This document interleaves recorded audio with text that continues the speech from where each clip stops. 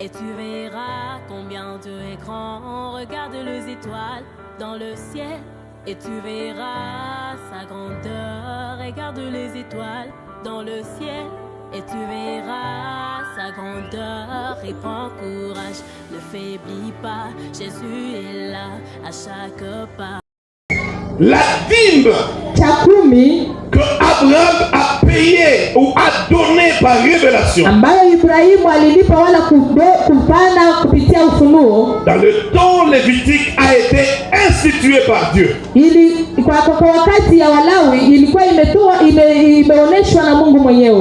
Dieu lui-même qui va déclarer que toute la dîme m'appartient. Commencez, Lévitique 27, verset 30, et puis le verset 32, s'il vous plaît. Lévitique chapitre 27, verset 30. Walawi 25 mstari wa 13. 27 27 verset 30. mstari wa 13. Et puis le verset 32. Kisha makumi. Nous attendons ça, projetez rapidement, s'il vous plaît. Lévitique 27. Mambo ya Nyakati. Verset 30. Mambo ya Walawi. Toute dîme de la terre, soit des récoltes de la terre, soit du fruit des arbres, appartient à qui? À Dieu. À toi. Appartient à qui? Non, ça appartient au bishop, à notre pasteur. Ça appartient à qui? À l'Éternel. Amen. Et puis il dit quoi? C'est une chose consacrée à l'Éternel. Alléluia. Amen. La dîme est consacrée et mise à part pour Dieu. Imeweka kwando kwa ajili ya Mungu. Parce que tu as voulu présenter le verset 35, le 31, c'est juste une parenthèse. Il dit, si quelqu'un veut racheter quelque chose de sa dîme, il y ajoutera un cinquième. Si tu manges la dîme, tu dois payer ça avec quoi? Avec intérêt de 20%. Na kama mtu akitaka kukomboa chochote cha zaka yake, ataongeza sehemu yake ya 5 juu yake. Alors le verset 32, oui. Si tu manges la dîme, tu payes avec l'intérêt de combien? De 20%. Alors, si quelqu'un veut racheter, verset 32, toute dîme. Tena zaka zote. Combien de dîmes? Zote. Toute dîme. Zaka yote. De gros. Ya ngombe. Et de menu bétail. Ao ya kondo. De tout ce qui passe sous la houlette. Kila apitaye chini ya fimbo. Sera une dîme consacrée à qui? Sehemu ya 10 watakuwa ni watakatifu kwa Bwana. Alléluia. Amen. Ça sera consacré, ça sera saint pour Dieu. Itakuwa takatifu kwa ajili ya Bwana. Amen. Amen. Alléluia. Amen. C'est pourquoi Abraham a payé la dîme de tout. Ndio maana Ibrahimu alilipa cha 10 ya vitu vyote. La dîme de tout, c'est-à-dire de nature et même de l'espèce. Na cha 10 ya vitu vyote ni kusema pesa na vitu. Alléluia. Amen. Tu as des chèvres, tu as des vaches dans ta ferme. Una mambuzi, una makondo katika ferme yako. Tu dois penser aussi à donner la dîme de tout. Unapaswa fikiria kupana cha 10 ya vitu vyote. Il y a des gens qui pensent seulement à la dîme du salaire. Wengine tu wanachukua cha 10 ya mshahara. Mais tu dois donner la dîme de tout ton butin. Tu sors, tu as été béni, tu as eu je ne sais pas moi, une ouverture quelque part, tu as fait quelque chose, ça réussit, ce n'est pas ton salaire, mais même là aussi, Dieu te réclame la dîme. Na vingine vyote kuacha mshahara, vingine ndio lifanya unafanyikiwa ndani, Mungu anadai hiyo cha 10. Tu rencontres maman telle qui te bénit avec $20, Dieu réclame la dîme. Unakutanana na mama fulani anakupa $20, Mungu anadai cha 10. Et lorsque nous disons la dîme, il y a des gens qui se posent la question, mais la dîme c'est quoi? Na tunaposema cha kumi, kuna wengine wanajiuliza cha kumi ni nini? Puisque nous voyons que la dîme, c'est cette portion-là qui appartient à Dieu. Na tunaona cha kumi ni sehemu ambayo ni ya Mungu. Mais c'est quelle portion? Na ni sehemu gani? Du latin dîme, décima. Latin décima. Kilatina ni inasema décima. C'est-à-dire c'est là où vous avez les décimales. Ni pale ambapo décimales. C'est-à-dire c'est une portion de 10. Le 1/10. Ni kusema sehemu ya 10. Alléluia. Amen. Mais en anglais c'est bon, tithe, c'est les 10. C'est-à-dire les 10%. Ni kusema 10%. C'est la même chose. 1/10 c'est égal aussi à quoi? À 10%. Moja ya 10 ni sawasawa na senti 10. Pasenti 10. Alléluia. Amen. La dîme, cha 10, tu dois compter que 10% de tout ce que tu gagnes n'est pas à toi, mais c'est à Dieu. Unapaswa hesabu kama hiyo moja ya 10 yote ambayo unapata haiko yako, ni ya Mungu. Alléluia. Amen. Et pourquoi Dieu n'a pas dit 5%? Na jua nini Mungu hakusema moja ya 5? Pourquoi il n'a pas dit 3%? Jua nini hakusema 3? Pourquoi il n'a pas dit 20%? Jua nini hakusema pasenti 12? Mais il a dit 10%. Lakini alisema pasenti 10. Derrière chaque chiffre biblique, nyuma ya kila chiffre ya Biblia, il y a un secret ou une vérité. Kuna siri wala ukweli. Alléluia. Amen. Par exemple, le chiffre 6. Ni kusema namba ya 6. C'est un chiffre de l'homme. Ni namba ya mtu qui manifeste l'imperfection. Ambaye anaonesha kutokamilika. Yeah. C'est pour cela que les diables, son chiffre c'est combien? Le nombre de diables c'est combien? 666. Na namba ya shetani ni 666. 666. 666. 6 parce que c'est l'imperfection.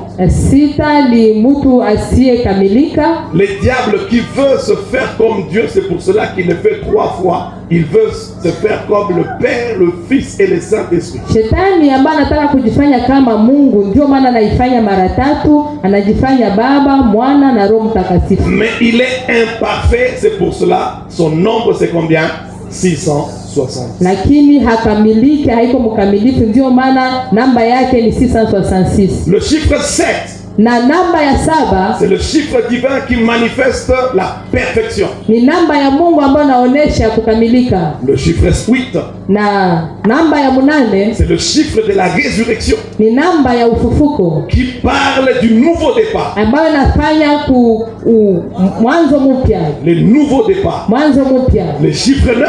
Na namba ya 9, c'est le chiffre de la fécondité. Ni namba ya kuzaa. C'est pour cela l'enfant fait 9 mois dans le sein de maternelle. Ndio maana mtoto anafanya miezi 9 kutumbo ya mamake. C'est le chiffre de la productivité. Ni namba ya kutoa matunda. Mais le chiffre 10. Lakini namba ya 10. Alléluia. Amen. Le chiffre 10. Namba ya 10. C'est le chiffre de la rédemption. Ni namba ya ukombozi. Amen. Le chiffre 10 c'est le chiffre de quoi? Namba 10 ni namba gani? De la rédemption. Ya ukombozi. Pourquoi? Kwa sababu gani? Il y a 10 commandements. Kuna sheria 10. Il y a eu amri 10. Il y a eu 10 plaies. Kuna vidonda 10, pigo 10. Il y a eu 10 plaies en Égypte. Kulikuwa pigo 10 Misri. Pendant que Dieu donnait les commandements, wakati Mungu alikuwa anatoa amri à son peuple, kwa taifa lake, ceux-là qui se sont levés contre son peuple ont eu 10 plaies. Wale ambao waliinuka kwa ajili ya taifa lake walipata pigo 10. Et à la 10e plaie, na kwa pigo ya 10 ils ont libéré les peuples. Waliachilia taifa la Mungu. Alléluia. Amen. C'est la rédemption, c'est la libération. Ni ukombozi, ni ufungulivu. C'est pour cela aussi Dieu a dit. Ndio maana Mungu alisema, Satan mettra quelqu'un de vous en prison pendant combien de jours? 10 jours. Shetani ataweka wamoja wenu kwenye jela kwa siku 10. Laissez-moi dire à quelqu'un. Acha nimwambie mtu. Les épreuves ne sont que comptées à 10 jours. Jaribu zako zinahesabika tu siku 10. Ils ont un début et ils ont une fin. Zina mwanzo na zina mwisho. Majaribu yangu mie iko na mwanzo na itaisha. Amen. Ne dis pas que non, moi vraiment je ne comprends pas. Comprends que tes épreuves ont un début et une fin. Usiseme mie sielewe, elewa ya kwamba jaribu yako ina mwisho ina mwanzo. Et Dieu a dit tes épreuves seront de 10 jours. Na Mungu anasema jaribu zako zitakuwa za siku 10. Satan te mettra en prison pendant 10 jours. Shetani atakuweka gerezani siku 10. Mais lorsque le 10e jour arrive, lakini wakati siku ya 10 itafika, c'est ta rédemption. Ni ukombozi wako. Oh, je viens proclamer à quelqu'un. Nakuja kutangazia mtu Qui a été jeté dans le feu comme Shadrach, Meshach et Abednego. ambaye alitupwa ndani ya moto kama Meshach, Shadrach na Abednego. Le feu ne te consumera. Moto haitakulunguza. Quelles que soient les épreuves que tu connais, haijalishi jaribu ambazo najua, ça ne va pas t'emporter. haitakupeleka. Parce qu'au 10e jour, Kwa sababu kwa siku ya 10 le Dieu de chiffre 10 va se lever. Mungu wa namba ya 10 atasimama. Et je proclame dans ta vie Na ninatangaza katika maisha yako que ce Dieu se lève huyu Mungu asimame pour que tu sois racheté. ili ukombolewe. Alléluia. Amen. Alors le chiffre 10, Na namba ya 10 puisque c'est le chiffre de la rédemption, kwa sababu ni namba ya ukombozi. alléluia, Amen. du rachat. Ya kukombolewa. Lorsque tu donnes les 10%, wakati unapana hiyo moja ya 10, ça rachète les 90%. inakomboa ile 90 yote. Amen. Est-ce qu'il y a quelqu'un qui me comprend? Je, kuna mtu ananielewa? Lorsque tu donnes les 10%, wakati unapana hiyo moja ya 10, ça te rachète les 90%. inakomboa hiyo 90 yote. C'est pour cela, Ndio maana lorsque tu donnes ta dîme, unapotoa cha 10 yako, le reste est sécurisé. ingine yote inakingwa. Les 90% est protégé. Ile 90 yote inakingwa Parce que c'est racheté. kwa sababu imekombolewa. Alléluia. Amen. Maintenant, celui qui ne donne pas les 10%, Sasa yule ambaye hapanake ile moja ya 10, parce qu'il mange les 90%, kwa sababu na anakula hiyo 90 yote, les 90% ne me suffisent pas. Il faut que je mange aussi les 10. anasema hii 90 hainitosheleze, ndakula na hii moja ya 10. Les 90 ne sont pas sécurisés. Hiyo 90 haikingwe, Et toute ta vie, tu mets le trou. na maisha yako yote unaweka tundu. Lorsque tu donnes les 10%, Unapotoa hiyo moja ya 10, lorsque tu donnes ta dîme, unapotoa cha 10 yako, tu rachètes les 90%. unakomboa ile 90 yote. Est-ce qu'il y a quelqu'un qui me comprend? Je, kuna mtu ananielewa? Lorsque tu donnes ta dîme, Unapotoa cha 10 yako, tu ne regardes pas hauangalie combien j'ai gagné. nilifaidia ngapi. Il y a beaucoup de gens qui regardent et tout ce que je fais, tout ça. Na kuna wengine anaangalia kwa anasema hii yote. Comme un homme, j'étais avec un homme. Nilikuwa na mtu mmoja. Un homme d'affaires un jour. Mtu mmoja nilikuwa naye siku moja. Je lui prêchais. Nilikuwa na mhubiri dans son bureau. ndani ya biro yake. Et puis il me dit, pasteur, dis-moi. Il a changé tout à coup le débat. On ne parlait pas de l'argent. Je lui parlais de Jésus et puis il a changé. Il me dit, mais dis-moi, pasteur. Tulikuwa tunaongea juu ya Yesu, akabadilisha, akaanza niambie mchungaji.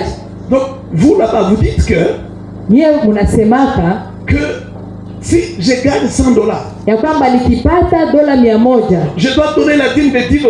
napaswa kupana $10 ya cha 10. Je dis oui. Nasema ndio. Et il me dit, akaniambia, et si je gagne 1000, na nikipata 1000, donc je dois donner ça. Manake napana $100. Je dis oui. Na nikasema ndio. Il me dit, akaniambia, et si je gagne 10 000, na nikapata 10,000, donc je dois donner 1000. na manake nitapana 1000. Oui. Nikasema ndio. Il me dit, pasteur, akasema mchungaji, imagine que je gagne 1 million. fikiria nipokee milioni 1.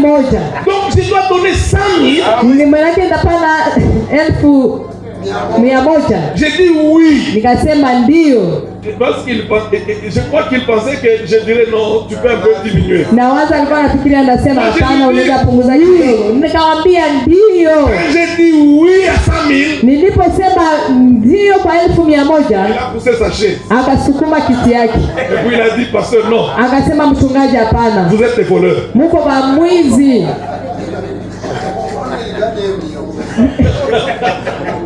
Les mondes, les gens sont prêts. Watu wako tayari, Ils considèrent les 90%. wanaheshimia ile 90 Pour eux, kwa wao peke quand yao. ils regardent les 10% pour Dieu, Wanapoangalia ile 1/10 ils ya voient que Mungu, les 10% c'est beaucoup trop que les 90% que Dieu leur wanaona vile laisse. 1/10 ni ya mingi sana kushinda ile 90 ambayo Mungu anawaachia. Or, ils oublient Wanasahau que lorsque vous mangez les 10%, unapokula ile 1/10 ça ne va pas satisfaire vos besoins. haitatosheleza haja zenu. Même quand tu manges les 10%, Hata kama ukikula ile 1/10 ça ne va pas terminer tes besoins. haitamaliza haja zako. Au contraire, tu vas te retrouver toujours dans un trou. Kwanza utajikuta mshimu tu mshimu. Mais lorsque tu donnes les 10%, Lakini unapopana ile 1/10 ça va te sécuriser. itakukinga. Alléluia. Amen. Alléluia. Amen. Alors écoute, Sasa sikiliza, je dois aller vite dans ces 10 minutes qui me restent. nitaenda haraka kwa hii dakika 10 ambayo inanibaki. Lorsque tu donnes ta dîme, Unapopana cha 10 yako, l'importance umuhimu wake, majeure de payer la dîme ou de donner ta dîme. umuhimu mkubwa ya kupana cha 10. Alléluia. Amen. Kwanza C'est un signe d'honneur à Dieu. ni alama ya heshima kwa Mungu. Le signe de quoi? Alama ya heshima D'honneur à Dieu. kwa Mungu. Lorsque tu prélèves ta dîme, Wakati unatosha ile 1/10, tu montres à Dieu que tu l'honores, que tu le respectes. unaonesha Mungu ya kwamba unamheshimia. C'est comme un signe aussi d'adoration. Ni alama pia ya kuabudu. Alléluia. Amen. 1 Samuel 2, Samueli wa kwanza sura ya 2 verset 30. Balancez-moi ça. mstari wa 13. 1 Samuel chapitre 2, verset 30. Samueli wa kwanza sura ya 2 Verset 30. mstari wa 13. 1 Samuel chapitre 2, verset 30. Samueli wa kwanza sura ya 2 mstari wa Dieu 13. parle au sacrificateur Élie. Mungu anamwambia kuhani Eli. 1 Samuel 2, 30. Samueli wa kwanza sura ya 2 mstari wa 13. Il lui dit, Anamwambia, c'est pourquoi voici ce que dit l'Éternel. kwa sababu Le Dieu hiyo d'Israël. Bwana Mungu wa Israeli asema, J'avais déclaré que ta maison et la maison de ton père marcheraient devant moi à perpétuité. ni kweli nalisema ya kuwa nyumba yako na nyumba ya baba yako itakwenda mbele zangu milele. Et maintenant, Lakini sasa dit l'Éternel, Bwana asema, loin de moi. jambo hili na liwe mbali nami. Pourquoi loin de moi? Kwa sababu gani iwe mbali nami? Car, Kwa maana, lisons ensemble, tusome pamoja, j'honorerai celui qui m'honore. Mais celui qui me méprise, ceux qui me méprisent seront méprisés. Dieu honore ceux qui l'honorent. Mungu anaheshimu wala ambao wanamheshimu. Ici, l'Éternel parlait à qui? À Élie. À cause des jeux que ses enfants faisaient dans le temple, les jeux d'offrande. Hapa Mungu anamzungumzia kuhani Eli kwa ajili ya michezo ambao watoto wake walikuwa wanafanya katika hekalu. Dieu avait déjà donné une promesse Mungu alikuwa alishapana ahadi qu'il allait établir sa maison. ya kwamba ataweka nyumba yake, Mais à cause du déshonneur, lakini kwa kutokumheshimu, parce qu'ils n'ont pas respecté Dieu, hawakuheshimu Mungu, ils ont pris Dieu à la légère. wakachukua Mungu kwa urahisi. Dieu a changé les paroles qu'il avait déjà dites. Mungu akabadilisha masemi ambayo alikuwa alishasema. Dieu a effacé toutes les promesses. Mungu akavuta ahadi zote Et il a changé les dons. na akawabadilisha yote ambayo amesema. Écoutez, il y a beaucoup de gens qui s'asseyent sur les promesses. Na kuna wengi wanaikalia ahadi. Quand Dieu t'a dit, Wakati Mungu alikwambia, après cela, tu dois faire quelque chose. kisha ile inabidi ufanye jambo. Alléluia. Amen. Mais il y a beaucoup de gens, kuna watu wengi. Si Mungu alisema. Dieu a déjà dit. Dieu a déjà dit, mais tu dois continuer à marcher dans sa voie. Mungu alishasema, lakini unapaswa kuendelea kutembea katika njia zake. Si tu ne marches pas dans sa voie, kama hautembei katika njia yake, il peut aussi changer ce qu'il t'a dit. Anaweza badilisha yenyewe alikwambia. Il l'a fait avec Élie. Alifanya pamoja na Eli. Il l'a fait avec Saül. Alifanya pamoja na Sauli. Il l'a fait avec Samson. Alifanya pamoja na Samsoni. Il l'a fait avec Judas. Alifanya pamoja na Yuda. Il le fait avec beaucoup de gens. Anaifanya pamoja na watu wengi hata leo. Ce n'est pas parce que tu es établi, si kwa sababu umewekwa, que tu es sécurisé. Ndio maana unakingwa. La sécurité, ukingo, c'est dans l'obéissance. Ni katika utiifu. La sécurité, ulinzi, c'est dans l'application, l'honneur à Dieu. Ni kumheshimu Mungu. L'application à sa parole. Kuheshimu neno lake. Il dit, j'honorerai celui qui m'honore. Anasema nitamheshimu mtu yule ambaye ananiheshimu. Mais quoi? Lakini nini? Ceux qui me méprisent, wale ambao wananidharau, seront méprisés. Watadharauliwa.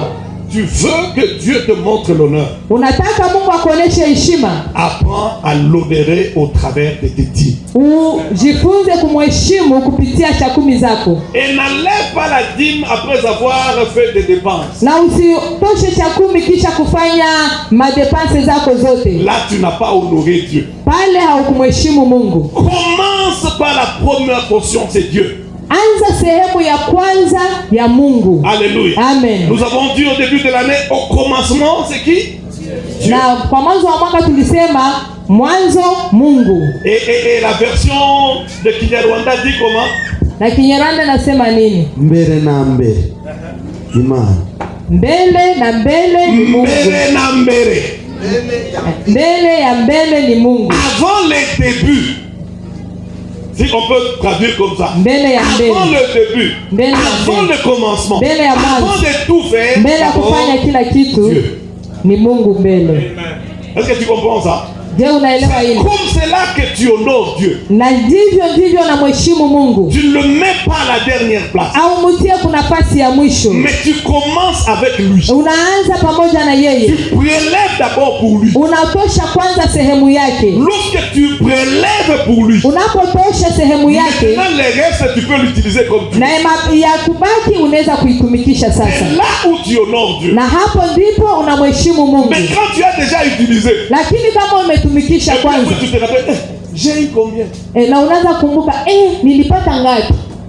Unaanza sabia sasa. Et puis après tu dis bon, que je comptabilise, je viens payer. Na kisha unasema sawa, na hesabia sasa mimi nakuyalipa.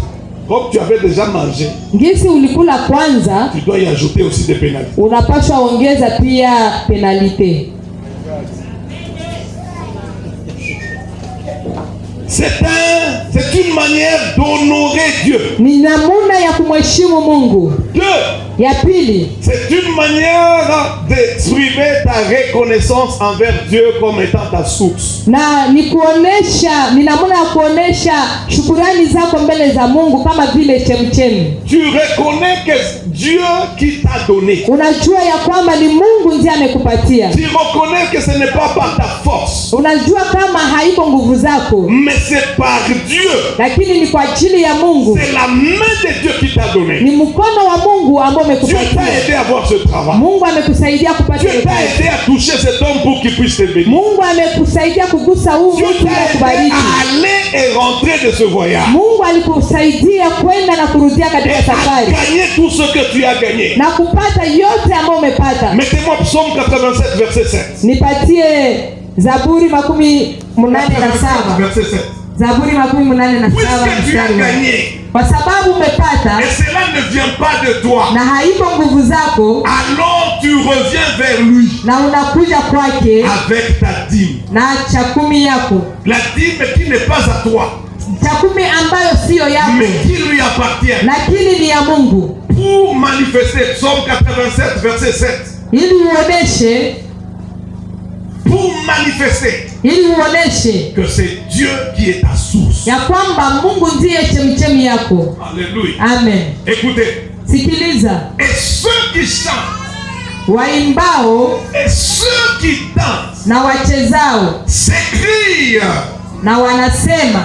toutes mes sources visima vyangu vyote sont en toi. vimo mwako. Si tu peux danser, Kama unaweza cheza, c'est parce que tu as eu quelque chose. kwa sababu umepata kitu. Si tu es content, Kama unafurahi, l'argent est entré en poche, pesa zimeingia c'est parce mfukoni, que quelqu'un t'a aidé à le faire entrer. ni kwa sababu kuna mtu alikusaidia kuziingiza. Na ni nani ule mtu? C'est Dieu. Ni Mungu. Tu dois voir que toutes tes sources, Unapaswa ona ya kwamba chemichemi zako zote, si tu te réjouis d'une façon ou d'une autre, kama unafurahia jinsi yote iwezekanavyo, comprends que ce n'est pas toi. uelewe ya kwamba si wewe. La source, c'est qui? Chemichemi ni nani? C'est Dieu. Ni Mungu. Alors si c'est Dieu, Na kama ni tu Mungu, dois donner la dîme. unapaswa pana cha C'est kumi. pour reconnaître. Ni kujua, Tu cries tout haut. ni kutambua. Tu le cries tout haut. Unalalamika sana, Tu te présentes devant Dieu unajiweka mbele ya Mungu dans sa maison. katika nyumba Tu yake, lui dis, je reconnais. unasema Ce natambua n'est pas par ma force. ya kwamba si kwa nguvu Parce zangu, que c'est même Dieu a dit. na kwa sababu huyu Mungu alisema, Lorsque tu mangeras et que tu te rassasiras, utakapokula na unashiba, garde-toi d'oublier l'Éternel ton Dieu. fanya angalisho, usimsahau Mungu wako, Et dire na useme que c'est ma force ni kwa nguvu qui zangu, m'ont fait acquérir ces choses. ni nguvu zangu ndizo zimenipa hivi Mais vitu. Dieu dit, Na Mungu anasema tu devras savoir inabidi uelewe que c'est Dieu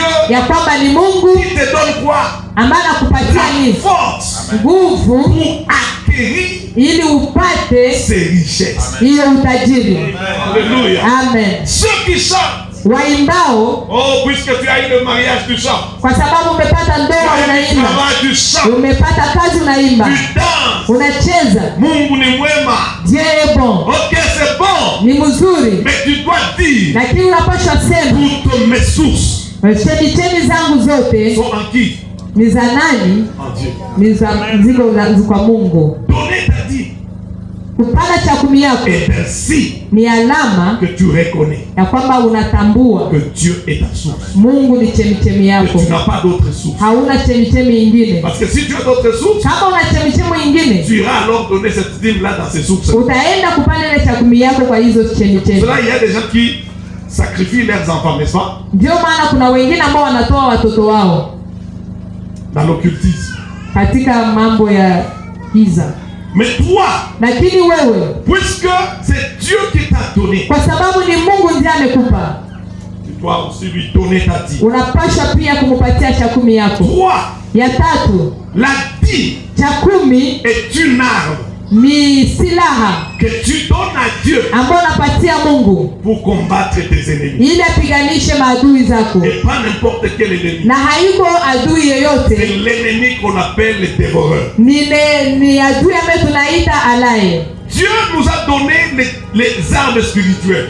Mungu ametupatia silaha za kiroho, Mais Dieu aussi veut que nous puissions lui donner une arme. lakini naye anataka tumupatie silaha moja, La dîme. cha kumi. Alléluia. Amen. Malachie chapitre 3 Malaki sura ya tatu, et le verset 10. Malaki sura ya tatu mstari wa 10. Malachie chapitre 3 verset 10. Malaki sura ya tatu mstari wa 10. Dieu dit Mungu anasema dans Malachie chapitre 3, katika kitabu cha Malaki sura ya tatu apportez à mstari la wa maison 10, du trésor toutes les dîmes, leteni zaka kamili galani, afin qu'il y ait de la nourriture dans la maison. ili kiweko chakula katika nyumba ya Mungu. Mettez-moi de sorte à l'épreuve, dit l'Éternel des armées, Mkanijaribu kwa njia hiyo, asema Bwana wa majeshi, et vous verrez mjue si je n'ouvre pas pour vous les écluses des cieux, kama sitawafungulia madirisha ya et mbinguni si je ne réponds pas pour vous les bénédictions en abondance, na kuwamwagia baraka hata isiwe basi ya kutosha. ok, le verset 11, pour vous, Nani kwa ajili yenu je menacerai nitamkemea celui qui dévore, yeye alaye, et il ne vous détruira pas le fruit de la terre, wala hata haribu mazao ya ardhi et yenu, la vie wala mzabibu ne wenu sera pas stérile dans vos campagnes, dit l'Éternel des armées. hautapukutisha matunda yake kabla ya wakati wake katika mashamba, asema Bwana wa Tu majeshi. vas chasser les démons des sorcelleries Utafukuza pepo ya uchawi dans le nom de Jésus, kwa jina la Yesu, par le sang de Jésus. Kwa damu ya Yesu. Tu vas chasser les démons. Ne sais pas moi des maladies. Utafukuza pepo ya magonjwa. Dans le nom de Jésus. Kwa jina la Yesu. Mais Dieu te dit. Lakini Mungu anakuambia, lorsque tu veux chasser les démons destructeurs, wakati unataka kufukuza pepo ya uharibifu, toi tu ne sauras pas les chasser. Hautajua kuifukuza. Parce que tu ne sais pas où est-ce qu'il va passer. Kwa sababu haujue mahali gani atapita. Donne-moi ta dîme. Nipatie chakumi yako. Et moi j'entrerai dans la fête. Na mie nitaingia kwa kazi. Lorsque tu donnes ta dîme, unapopana chakumi yako, tu engages Dieu dans tes combats contre les dévoreurs. Unaweka Mungu kwa vita zako kinyume ya alaye. Les dévoreurs peuvent entrer dans la maladie. Alaye anaweza ingia katika magonjwa. Il peut entrer dans un accident. Anaweza kuingia katika ajali. Il peut entrer dans un problème. Anaweza kuingia katika tatizo fulani. Tu ne sais pas par quelle voie il est entré. Na wewe hautajua njia gani amepitia. Mais Dieu qui voit tout. Lakini Mungu aonaye yote. Qui sait tout. Anajua yote. Il sait où il va le menacer. Anajua mahali gani atamshambulia. Je vois c'est Dieu menacer les dévoreurs. Naona huyu Mungu akishambulia adui. S'il va passer par la mer. Kama atapitia katika maji. La main de Dieu est dans la mer. Mkono wa Mungu uko ndani ya maji. S'il va passer dans les airs. Kama atapitia juu mawingu. Dieu est là dans les airs. Mungu yuko kule juu. Si c'est dans les montagnes. Kama ni kumulima. C'est tout proche de lui. Ni karibu na yeye. Dieu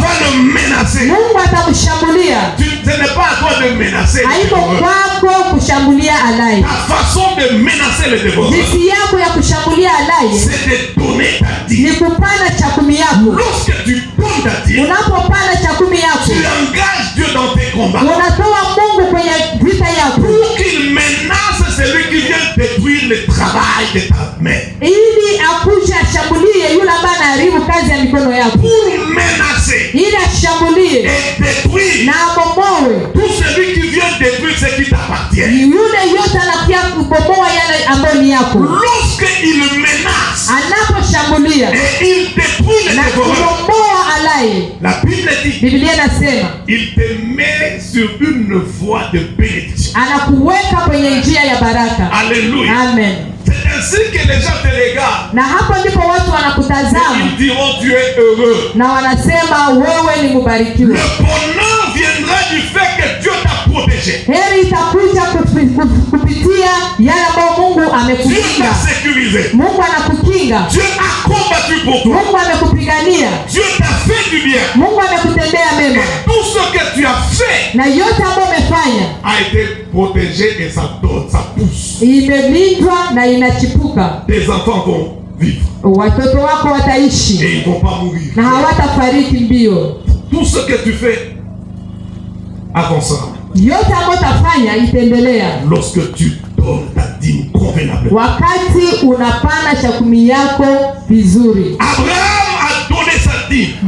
Ibrahimu alipana chakumi yake. Il a donné la dîme de tout. Na akapana chakumi ya vitu vyote. À Melchisedec. Akampatia Melkisedeki. Et lorsqu'il a payé, il a donné sa dîme. Na alipopana chakumi yake. Je termine par ceci. Na maliza kwa hii. Lorsqu'il a payé, il a donné sa dîme.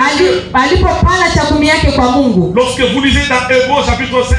Ukisoma Waebrania sura ya 7. Allez lire ça chez vous à la maison. Uende soma nyumbani. Vous allez voir. Utaona qu'Abraham a donné la dîme. Ibrahimu alipana chakumi. Mais on a considéré en lui. Lakini waliona ndani mwake. Dieu a considéré. Mungu aliona. Non pas simplement lui. Hakumwona yeye tu. Il a considéré son fils Isaac. Aliona pia mwana wake Isaka. Ça dépassé Isaac.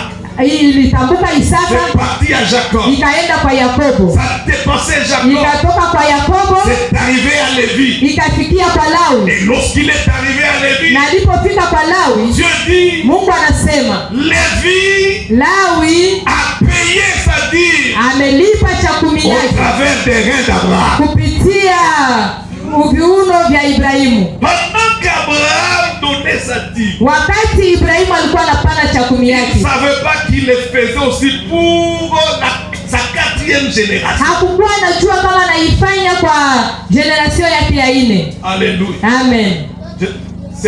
Cette nuit, alors que je priais, le Saint-Esprit était en train de me montrer une chose dans cette vie. Na usiku wa leo nilipokuwa naomba, Mungu alinionyesha kitu katika mji huu wa Bukavu. La plupart des anciens riches de Bukavu. Watajiri wa zamani wa Bukavu. Papa Alexis, tu es un ancien de Bukavu. Papa Alexis uko wa zamani hapa Bukavu. Mzee Kaboy est un ancien de Bukavu. Mzee Kaboy ni wa zamani hapa Bukavu. Les anciens de Bukavu. Watu wa zamani wa Bukavu. Dites-moi un ancien riche. Niambie tajiri wa zamani qui de son temps le nom faisait vraiment rage. Wakati wake jina yake imesemekana sana. Et aujourd'hui on parle encore de ce nom au travers de ses enfants. Na leo wanasema jina yake kupitia watoto wake. Dites-le-moi. Muniambie nani? Il y en a pas. Hakuna. Il y a des gens dans l'ancien temps qui avaient des avions. Kuna watu zamani walikuwa na ndege. Tu les connais, nos voisins. Non, je ne parle pas de nom. N'est-ce pas? Aujourd'hui. Léo. Dites-moi si leurs enfants, parmi ces enfants, il y a même un qui a un avion. On ne les connaît même pas. On ne parle même plus d'eux. N'est-ce pas? Est-ce que vous suivez ça? Papa Alexis, tu as été dans cette vie. Tu es un enfant d'ici. Dites-moi qui? Il n'y a personne. Hakuna mtu. Il n'y a personne. Pourquoi? Kwa sababu gani? Parce que les gens sont des mangeurs. À Bukavu, les gens sont des mangeurs. Kwa sababu hapa Bukavu watu ni wakulaji. Donner, c'est un problème. Kupana ni shida. Quelqu'un peut avoir 5 maisons, 10 maisons. Mtu anaweza kuwa na nyumba 5, nyumba 10. Mais demande-lui, est-ce que tu peux ne fût-ce que construire pour Dieu? Unamuuliza, je, unaweza tu jengea Mungu? Il va vous dire, c'est trop difficile. Atakwambia ni vigumu sana. Mais il construit pour lui-même. Lakini anajijengea mwenyewe. Pourquoi Dieu balaye tout? Ndio maana Mungu anafyagia yote. Tu veux sécuriser ta vie. Unataka kinga maisha yako. Et faire que ta bénédiction soit transmissible. Na ufanye baraka zako ziambukiziwe.